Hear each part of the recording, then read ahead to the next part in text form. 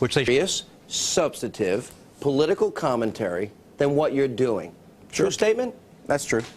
Yeah. Oh, absolutely. I mean, my passion is. Then why do you do what you're doing? Oh, well, gosh, I get hungry and there are bills to pay, and the show is fun. I mean, I don't mind doing it, but it's not my life's passion, and it's not a lot of hard work. It's a few hours a week, and who wouldn't do it? Well, we want to give you a shot because you used to be a city councilman, you used to be a mayor, right?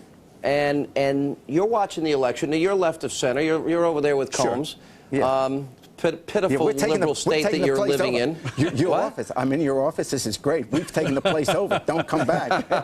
Oh, there's no coming. I'm going to have to stay here. It's a coup that's taking place. Yeah, right. All right. How do you assess the elections? And were you a little embarrassed by what happened in Minnesota last night? That's too strong to say embarrassed. Should they have booed Trent Lott? Of course not. That was wrong. And I'm sure in hindsight they will think it's wrong. But let's remember, 20,000 people there or something. It was like a Jerry Springer show, Well, let's be fair, because he was, the 20,000 people that are there weren't there because they went bowling with him.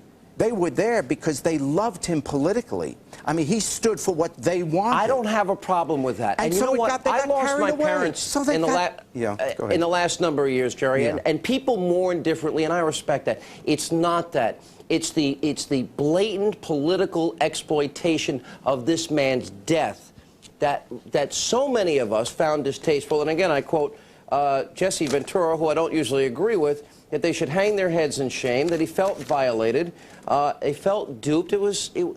That's a little strong. Okay, well, I like Jesse too, but that's a little strong. We'll get over it. On the same day, that Haitians are jumping off boats, throwing their children off so they can find a life in a free world. When we're worried about going to war in Iraq, so the sons they lost their father. The sons got up there and said, "Win, It wasn't win, win." calculated. I mean, it was a bit much. It was calculated. Then Mondale would have been scheduled to speak. There would have been, By the way, Mr. Mayor, if I may call you Mr. Mayor. When was the last time anybody called you Mr. Mayor? When they wanted a ticket fixed. Is that right? Is that right? Probably that. No, I don't know. Look, it's been some time. I think Democrats, we need more. People don't see the side of you on your show. I just thought of something. This is God's truth. The day I was sworn in as mayor, the first person to come down was the Vice President of the United States, Walter Mondale, because we were opening up a new terminal. It was the very first thing I did as mayor. He was the one that. What was your impression of him? He was tall. Is that what? No. He was tall. That is your commentary on Walter Mondale. Yeah. No, I was pleased. He was the Vice President of the United States. I was all excited. How many times in the middle of your show do you want to break out and say, look, here's what I think about Iraq, here's what I think about Haitian immigrants, here's what I think about our immigration? Don't you just want to break out sometimes and do that in the middle of your show? You can't do it in the show because the show is stupid. And if I started talking about serious issues in the middle of the show, no one would take it seriously. Have you thought about doing another show or trying to get another show where you could literally talk about the things that you really care about? That's why I've just replaced Sean. I'm only kidding. I'm only kidding. Oh, one day it might be nice. One day. I can't do anything serious as long as I'm doing this show. You can't, because would you have a credibility problem with people? Of course. But people know we're multidimensional people. No, they don't. They don't know that. No, people can't realize that. Well, I'm sure some do. But I mean, generally, no. If I want to do something serious in life, and I might at some point want to do something serious again, then I have to say goodbye to the show. But as long as I'm doing the show, this is the cartoon character I am. Well, again, I want to talk about running for political office when we get back. We have to take a break. All right, we're taking a break. We'll come back. We'll find out if it's Hannity versus Springer for president in 2015. Straight ahead. And by the way, remember, you can log on to foxnews.com and you can become Jerry. Now, Jerry Springer, Republicans think they're going to win it all. They think they're going to get the House, the Senate. They've already got the courts and the presidency. What's your prediction for November 5th? I think they'll probably keep the House. I think the Democrats will keep the Senate. Maybe even pick up a seat, but I think they'll keep the Senate. The Democrats will really pick up among governorships. We were talking during the break about this Bush policy of intervention in other countries. This idea that they want to be able to go ahead of time to countries they deem could one day be dangerous. The doctrine of preemption is scary, and our children and grandchildren are going to pay for that. I really believe that. This idea that because we think someone is going to do something bad to us, we're going to start the war.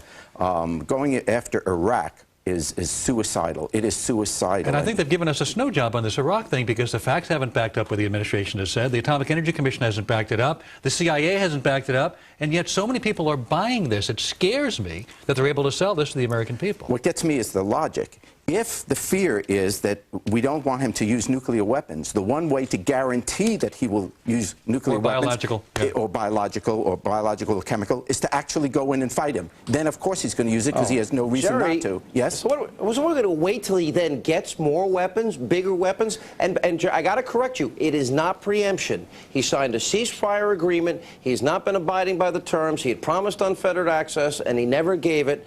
Issue number one. And we have these UN resolutions that nobody seems to care what they pass anyway. It's not the resolutions where he's talking about preemption. It's when the Defense Department came out, when the administration came out with its policy as to what it's going to be. Admittedly, we're only a few paragraphs in that multi-page policy of theirs, but that's when he talked about the issue of preemption. That America has the right, if it believes that someone is up to no good, it should have the right to do that. That's right. But I'm saying, once you say that's okay for a nation to have as a foreign policy, that means every country can do that.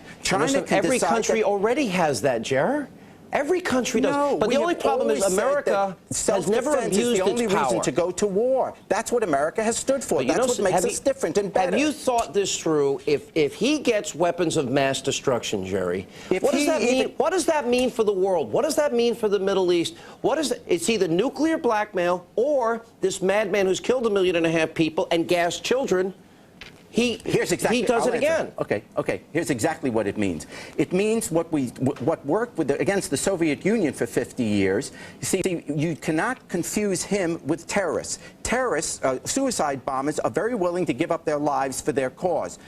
So deterrence does not work against terrorists. Jerry, but it does work against. He wants to live. He wants to exist. That's why he has these police all around him. You may be right. No. But if you're wrong, but you already a lot of people are going to die, Jerry. Okay, a lot of innocent people will be dead. More people are dying with your policy because we are getting the whole Islamic world to start thinking. Blame him. We are recruiting people. We're just out of time. The stuff you don't hear him talk about on the Jerry Springer Show. Jerry, good to see you. Thanks for being here tonight. Sure. That's all the time we have.